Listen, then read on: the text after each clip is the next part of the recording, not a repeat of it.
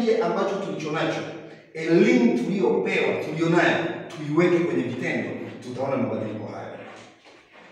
Elimu ya kweli, hata kipindi chetu inalenga kutupatia mambo matatu kwa ufupi nikakaa na kukaa. La kwanza, elimu hata ya kipindi chetu cha leo iwe na uwezo wa kutusaidia kufanya mambo yetu kwa kiwango bora.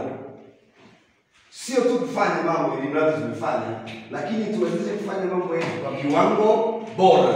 Inawezekana. Katika shule zetu za PTS mikoani inawezekana kabisa tukainvest a lot of energy na understanding zetu, tukaboresha mambo, tukafanya mambo yetu kwa viwango bora ambavyo vita inspire hata watu wengine kuja kwetu. Inawezekana watu wengine kutoka madhehebu mengine wakaja akachukua elimu kutoka kwetu, kwa sababu wanaoisimamia ni wana elimu, ni wataaluma ambao inawawezesha elimu wanayo kufanya mambo yao kwa kiwango bora zaidi. It is possible and it can be done. Jambo la pili, elimu hii itujengee ujasiri na uwezo wa kujiamini zaidi katika majukumu yetu. Itujengee ujasiri na uwezo wa kujiamini zaidi katika majukumu yetu. Once you have education, ndugu zangu, kuna mabango mengi yameandikwa elimu ni ufunguo maisha, elimu yameandikwa mambo mengi, waliona mambo mengi.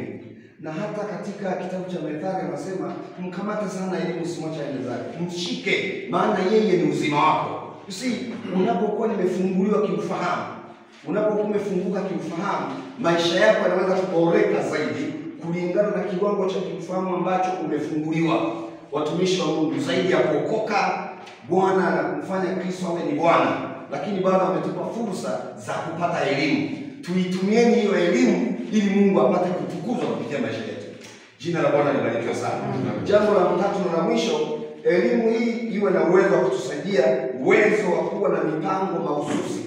Itusaidie tupanuke, hata tunapoweka mipango yetu iwe ni mipango inayoelezeka, mipango inayoeleweka na mipango inayotekelezeka. Mipango ituwezeshe, kama kuna mipango mizuri, kama viongozi wa taasisi za elimu katika kanisa letu, kiongozi lazima uwe na mipango. Where do you want to take the organization? Unataka kuichukua organization mpaka wapi? Mipango hiyo kutumia elimu na uwezo wangu wa kufikiri na kuwaza, iwe ni mipango inayoeleweka, mipango inayoelezeka, kwamba unaweza ukaisimulia na watu wakaielewa na wakayanunua hayo maono yako na mipango yako, lakini pia ni mipango inayotekelezeka. Hii utufanya tusiwe babaishaji na wacheleweshaji wa maendeleo katika vituo vyetu. Tukikosa hii, kitakachozaliwa ni ubabaishaji na ucheleweshaji wa maendeleo husika yanayokusudiwa katika vituo vyetu. Wapendwa, kwa hakika elimu si ufunguo wa akili tu, bali na maisha kwa ujumla. Elimu sio ufunguo wa akili tu, bali na maisha yetu kwa ujumla, zikiwemo na huduma zetu. Our ministries should be transformed. Yani huduma zetu zibadilike. Wakati fulani nimepata kanema kakuwa naenda huduma za injili vijijini, kule ambako kuanzia hivi manabii wana shida gani?